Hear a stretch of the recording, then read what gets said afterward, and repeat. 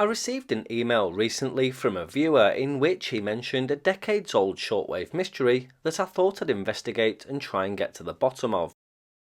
John sent me an email of some great recollections from the heyday of shortwave monitoring. He said there was also the footstep station, which was very strong here in the Washington DC area. It wasn't as loud in South Carolina, however. The sound of the signal was like that of a man on a flight of stairs. He said a man because the sound had a different cadence than that of a woman. He said he never heard the transmission start but did hear it end occasionally. He also said there was a very military-sounding voice giving numbers and phonetic letters in 4-letter and number groups.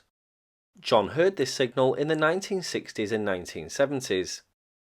Now, there isn't a lot to work with here, but after some research and speaking to a friend of mine, Simon Mason, who's a well-known name in number station circles, I may just have the answer.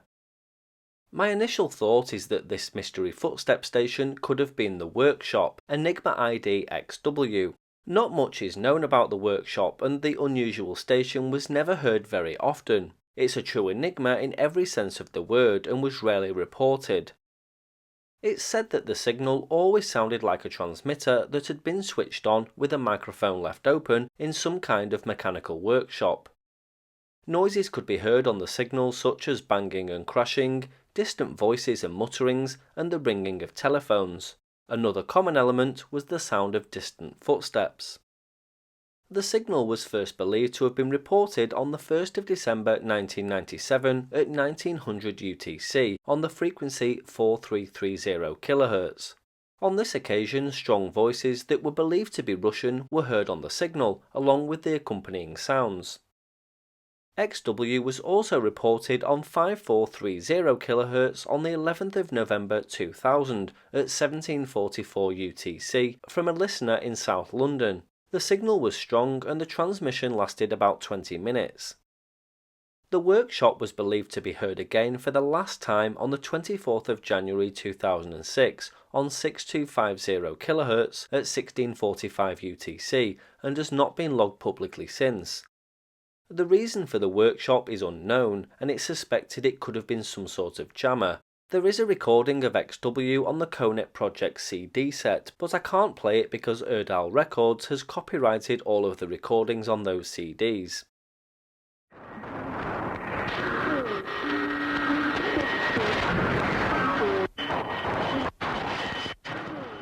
So, was John hearing the workshop? I'd say no, because although the sound of footsteps were noted on the signal, XW was never heard sending strings of numbers or letters. There's also the fact that the dates don't really add up. The workshop was noticed in the late 1990s and not the 1960s or 70s, the time John noticed the footsteps signal. So let's clear the workshop from our inquiries and move on. The next port of call on this journey of investigation brought me to E14. E14 was a US counting control version of the E05 number station. 0096 2251. It was believed to emanate from Warrenton Training Center in Virginia as well as United States military bases in Germany. It's known to be part of a number station network operated by the CIA. It usually sent a 4-figure group of numbers for 10 minutes before the transmission ended. Despite often sending 4-figure groups, it was also heard sending anywhere between 2 and 7 digits.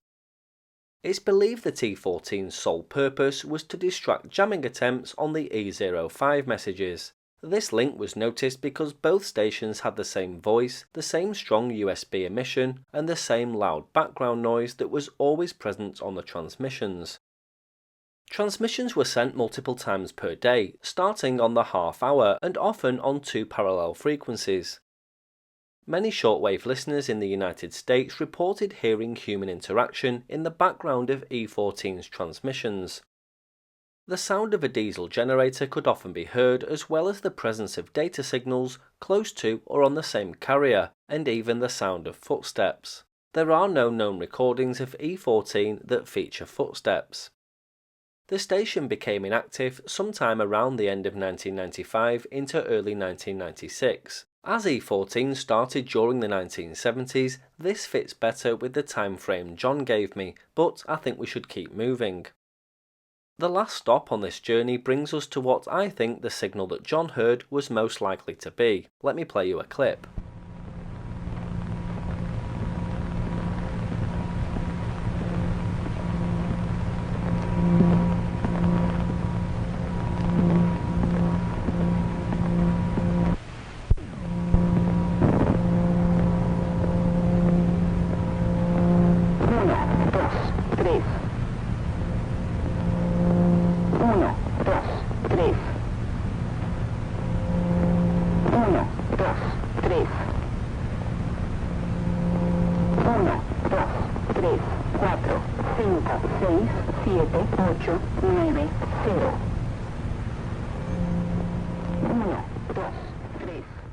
That was V05, also known as the 4F CIA counting station. It was the Spanish equivalent of E05, following the same format and message characteristics, and was part of the same family as E14. It sent 2, 3 or 4 digit groups of numbers on a strict schedule. V05, like E14, was believed to emanate from Warrington Training Center and was also part of the CIA's network of secret number stations. With this in mind, transmitter locations could have included Panama, Guam, Japan, Diego Garcia, Australia, South Africa, the Ascension Islands, the UK, Germany, Spain, Portugal, Greece and Morocco. V05 was last heard in February of 2001 after being on the air since the 1970s. I'm almost certain that this is the station that John heard. The sound at the beginning of the recording sounds exactly like footsteps that are getting closer to the microphone. John received a strong signal in Washington, D.C., which places the likely transmission location in Warrenton, Virginia, and the dates match up too. As for the cause of the footstep sound, well, it can be heard behind and in time with the numbers being spoken on the transmission, so could be part of some sort of automation system in the voice synthesizer, who knows.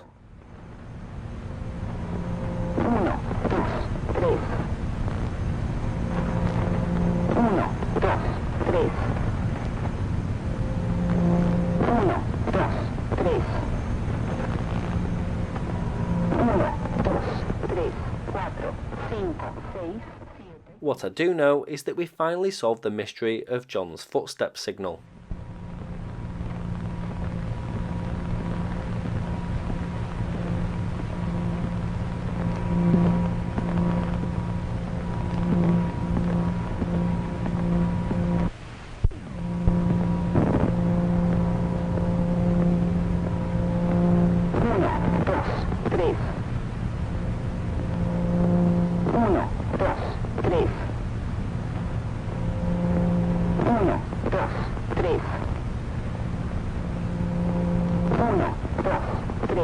Cuatro, cinco, seis, siete, ocho, nueve, cero.